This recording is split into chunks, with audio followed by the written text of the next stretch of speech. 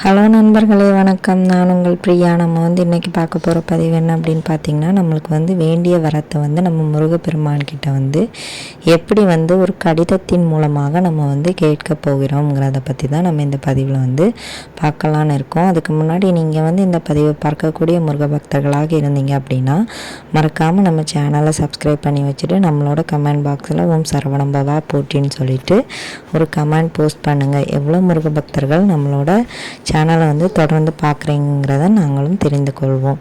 So வாங்க நம்ம பதிவுக்குள்ளே போகலாம். நம்மளோட கடவுளாகிய நம்மளோட கந்தன்கிட்ட நம்ம நம்மளோட வேண்டுதல்களை கேட்கும்போது அவர் கண்டிப்பாக நம்மளுக்கு நிறைவேற்றுவார். நம் சொந்த கடவுளாகிய கந்த கடவுள் நம் அனைவரையுமே காப்பாற்றுவாருங்க. ஸோ உங்களுக்கு நீங்கள் இப்போ செய்ய வேண்டியது என்ன அப்படின்னு பார்த்தீங்கன்னா, ஒரு பேப்பர் எடுத்துக்கோங்க. அந்த பேப்பரில் நீங்கள் என்ன செய்யணும் அப்படின்னு பார்த்தீங்கன்னா, பேப்பரில் எழுதுறதுக்கு முன்னாடி நீங்கள் செய்ய வேண்டிய விஷயங்கள் நிறைய இருக்குது. அது என்னன்னு சொல்லிட்டு நம்ம இப்போ பார்க்கலாம். முதல்ல நீங்கள் பூஜை அறைகளை சுத்தம் பண்ணிடுங்க. என்னைக்கு விரதம் இருக்க போகிறீங்களோ அது ஒரு வளர்பிறை நாளாக இருந்தது அப்படின்னா மிகவும் அருமையாக இருக்கும். அதுவும் முருகனுக்கு உகந்த நாளாக இருந்தால் இன்னும் சிறப்பாக இருக்கும். முருகனுக்கு உகந்த நாட்கள் இதெல்லாம் உங்களுக்கு தெரியும். கிருத்திகை நட்சத்திரம், பரணி நட்சத்திரம், அப்புறம் விசாக நட்சத்திரம், அப்புறம் சஷ்டி திதி. வளர்பிறை சஷ்டினா ரொம்பவும் விசேஷம். அதே மாதிரி செவ்வாய்க்கிழமைகளும் முருகப்பெருமானுக்கு உகந்த நாட்கள். இதில் ஏதாவது ஒரு நாளை நீங்கள் தேர்ந்தெடுத்துக்கோங்க. அதுக்கப்புறமா அன்னைக்கு உங்களோட வீடையும் முழுக்க சுத்தம் பண்ணிவிட்டு பூஜை அறையும் சுத்தம் பண்ணிவிட்டு கண்டிப்பாக 48 நாட்கள் நீங்கள் விரதம் இருக்க போகிறீங்க அப்படின்னா நான்வெஜ் எடுக்காதீங்க. பெண்களால் 48 நாட்கள் தொடர்ந்து விரதம் இருக்கிறது கஷ்டம். ஆனால் அந்த மாதவிடாய் வரக்கூடிய 3 நாட்களை தவிர மற்ற நாட்களில் நீங்கள் தொடர்ந்து 48 நாட்களாக கணக்கு வைத்து நீங்கள் 48 நாட்களும் விரதம் இருக்கலாம். ஸோ இதுக்கு சாப்பிடாமல் இருக்கணும்லாம் அவசியம் கிடையாது. நம்ம ஜஸ்ட்டு எழுத தான் போகிறோம். அதுதான் இதில் முக்கியமான விஷயம். அப்புறம் உங்களுக்கு செவ்வரளி மலர்கள் கிடைத்தது அப்படின்னா அதில் முருகரை அலங்காரம் பண்ணிக்கோங்க.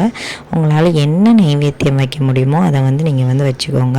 இப்போ பேரிச்சம்பழம் வைக்கலாம், கற்கண்டு வைக்கலாம், பாலும் தேனும் வைக்கலாம், தேனும் தினைமாவும் வைக்கலாம். இல்லை வீட்டில் ஏதாவது சமையல் பண்ணுறீங்க அப்படின்னா அதை கூட வைக்கலாம். இல்லை வெறும் தண்ணீர் கூட வைக்கலாம். முருகர் எல்லாத்தையுமே ஏற்றுக்கொள்வார். இப்படி உங்களால் முடிஞ்ச நைவேத்தியத்தை வைங்க. வச்சதுக்கப்புறமா நீங்கள் என்ன பண்ணணும் அப்படின்னு பார்த்தீங்கன்னா, ஒரு தீபம் ஏற்றணும். அது நெய் தீபமாக இருந்தாலும் சரி, நல்லெண்ணெய் தீபமாக இருந்தாலும் சரி, ஒரே ஒரு அகல் தீபம் ஏற்றிக்கோங்க. அது முருகருக்காக நீங்கள் தொடர்ந்து 48 நாட்களும் இந்த தீபத்தை கண்டிப்பாக ஏற்ற வேண்டும்.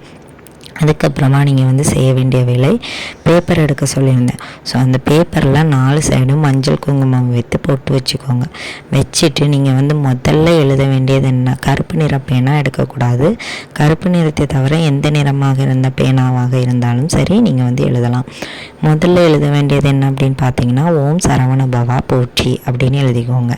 எழுதிட்டு முருகரோட 6 படை வீட்டில் உங்களுக்கு எந்த படை வீடு இஷ்டமோ அந்த படை வீடு எடுத்துக்கோங்க.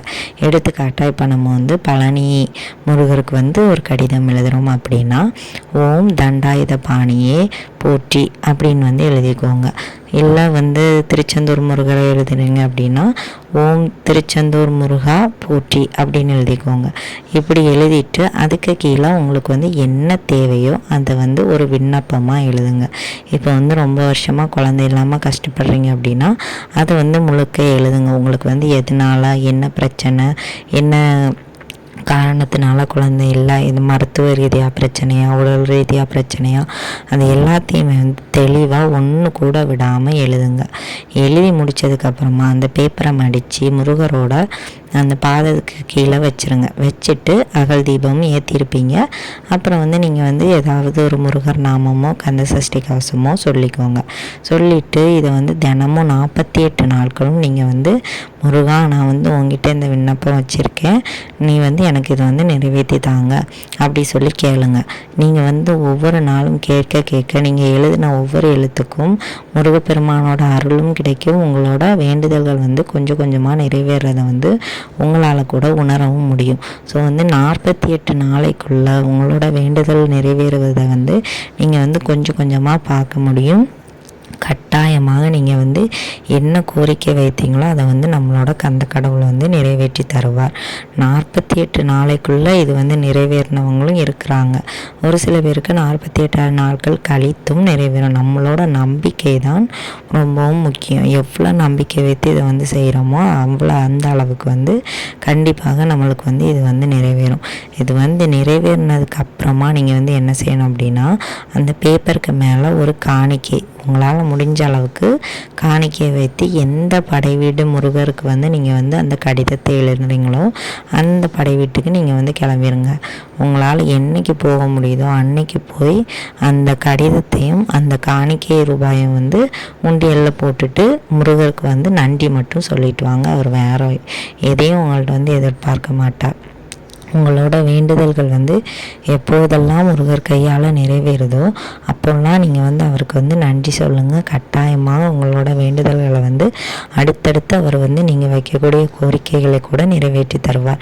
இது வந்து இந்த கடிதம் எழுதுறது வந்து முருகப்பெருமானுக்கு கடிதம் எழுதுறது ரொம்பவும் பாரம்பரியமான பழைய காலத்து ஒரு முறை. ஸோ வந்து உங்களுக்கும் வந்து இந்த முறை பிடிச்சிருந்தது அப்படின்னா நீங்களும் நம்மளோட கந்த கடவுளுக்கு இந்த கடிதத்தை எழுதி உங்களோட வேண்டுதல்களை வந்து நிறைவேற்றி கொள்ளுங்கள். இந்த பதிவு வந்து உங்களுக்கு உபயோகமாக இருக்கும்னு நினைக்கிறேன். உபயோகமாக இருந்துச்சு அப்படின்னா லைக் பண்ணுங்கள், ஷேர் பண்ணுங்கள், நம்மளோட சேனலை சப்ஸ்கிரைப் பண்ணி வச்சுக்கோங்க. இந்த வீடியோவின் முழு பதிவை பார்த்ததற்கு மிக்க நன்றி.